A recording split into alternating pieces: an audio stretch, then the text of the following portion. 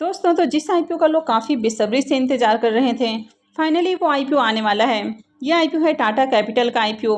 इसके अलावा एक और आईपीओ एलजी इलेक्ट्रॉनिक्स का भी आईपीओ आने वाला है। तो चलिए आज के वीडियो में इन दोनों ही आईपीओ के बारे में बात करेंगे कि आईपीओ कब से आने वाला है।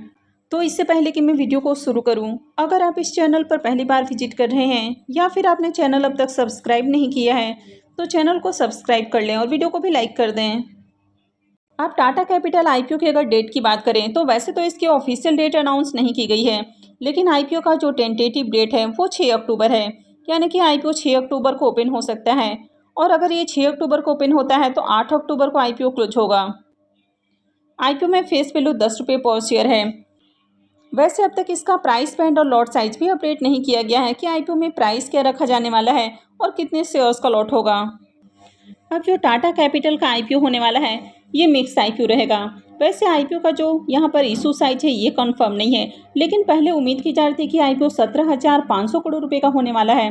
तो हो सकता है कि इसमें थोड़ा सा आपको ऊपर नीचे जो इशू साइज है वो देखने को मिल जाए। आईपीओ के जरिए 47 करोड़ 58,24,280 शेयर सेल किए जाएंगे, जिसमें से 21 करोड़ शेयर्स फ्रेश इशू के जरिए सेल किए जाने वाले हैं और 26 crore 58,24,280 shares offer for sale के लिए रखा जाएगा। ये मेन बोर्ड आईपीओ है, कंपनी बीएसई और एनएसई के ऊपर लिस्ट होने वाली है। टाटा कैपिटल आईपीओ में रिजर्वेशन पोर्शन के बारे में बात करें तो इस आईपीओ में क्यूआईबीज के लिए 50% का पोर्शन होने वाला है, रिटेलर्स के लिए 35% का पोर्शन रहेगा और एचएनआईज के लिए 15% का पोर्शन रहेगा। अब कंपनी के बिजनेस के बारे में बात करें तो जैसा कि कंपनी के नाम से ही आपको आइडिया हो जाता है कि ये टाटा ग्रुप की कंपनी है, यानी कि टाटा सन्स की सब्सिडरी कंपनी है।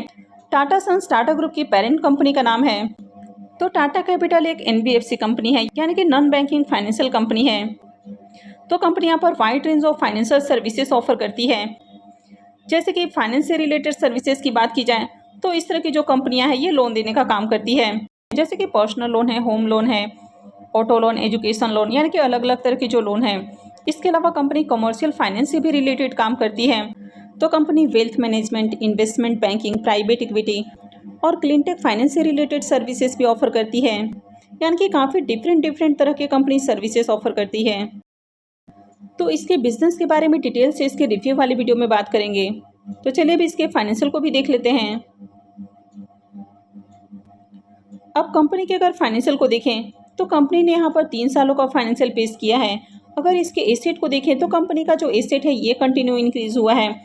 फाइनेंशियल 23 में इसका एसेट 1,35,000 करोड़ का है, 24 में बढ़ के 1,76,000 करोड़ और फाइनेंशियल 25 में 2,48,000 करोड़ का देखने को मिला है।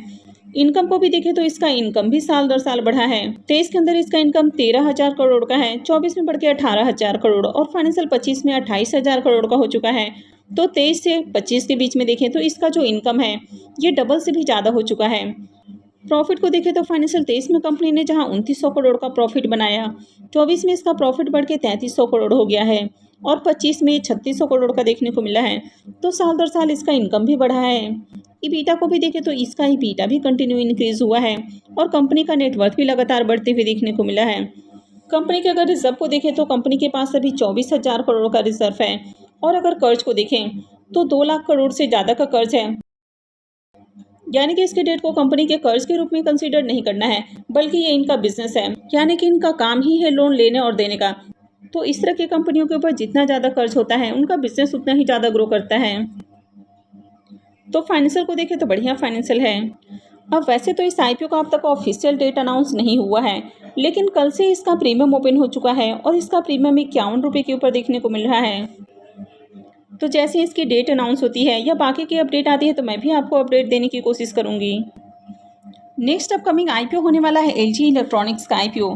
अब इसका भी अब तक ऑफिशियल डेट अनाउंस नहीं किया गया है, लेकिन इसका टेंटेटिव डेट आ चुका है और उम्मीद है कि आईपीओ 7 अक्टूबर से ओपन हो सकता है। और अगर आईपीओ 7 अक्टूबर को ओपन होता है तो 9 अक्टूबर को आईपीओ क्लोज होगा। आईपीओ में फेस वैल्यू 10 रुपये पर शेयर है। वैसे यहाँ पर भी इसके प्राइस बैंड, लॉट साइज वगैरह अपडेट नहीं किए गए हैं। अब जो एलजी इलेक्ट्रॉनिक्स का आईपीओ है ये उम्मीद किया जा रहा था कि 11,500 करोड़ रुपए के अराउंड हो सकता है। हालांकि अब तक इसका जो साइज है वो भी कंफर्म नहीं है। यहाँ पर आईपीओ के जरिए 10 करोड़ 18 लाख 15,859 शेयर सेल किए जाएंगे और पूरा का पूरा आईपीओ ऑफर फॉर सेल होने वाला है। ये मेन बोर्ड आईपीओ रहेगा तो कंपनी बीएसई और एनएसई के ऊपर लिस्ट होने वाली है। इस आईपीओ में भी रिजर्वेशन पोर्शन को देखें तो क्यूआईबीज के लिए 50% है, रिटेलर्स के लिए 35% और एचएनआईज के लिए 15% का पोर्शन है। एलजी के बिजनेस के बारे में बात करें तो एलजी के आपने कोई ना कोई प्रोडक्ट जरूर यूज़ किया होगा और ये कंपनी इंडिया के अंदर होम अप्लायंसेस और साथ ही काफ़ी सारे इलेक्ट्रॉनिक गुड्स बनाने का काम करती है। कंपनी मोबाइल फ़ोन्स वगैरह भी बनाती है। अब जो एलजी इलेक्ट्रॉनिक्स इंडिया है, ये south Korean company LG electronics की सब्सिडरी कंपनी है जो कि इंडिया के अंदर बिजनेस करती है। एलजी इलेक्ट्रॉनिक्स का इंडिया में भी 2 मैन्युफैक्चरिंग फैसिलिटीज़ हैं, एक नोएडा में है और दूसरा पुणे में है।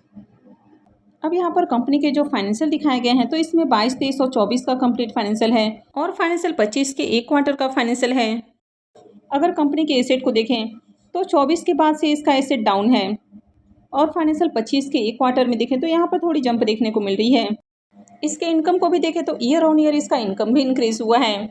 तो 22 में इनकम 17,000 करोड़ है, 23 में बढ़ के 20,000 करोड़ और फाइनेंशियल 24 में 21,000 करोड़ का इनकम है और फाइनेंशियल 25 के एक क्वार्टर में 6400 करोड़ का इनकम है। कंपनी के प्रॉफिट को भी देखें तो कंपनी का प्रॉफिट भी साल दर साल बढ़ा है।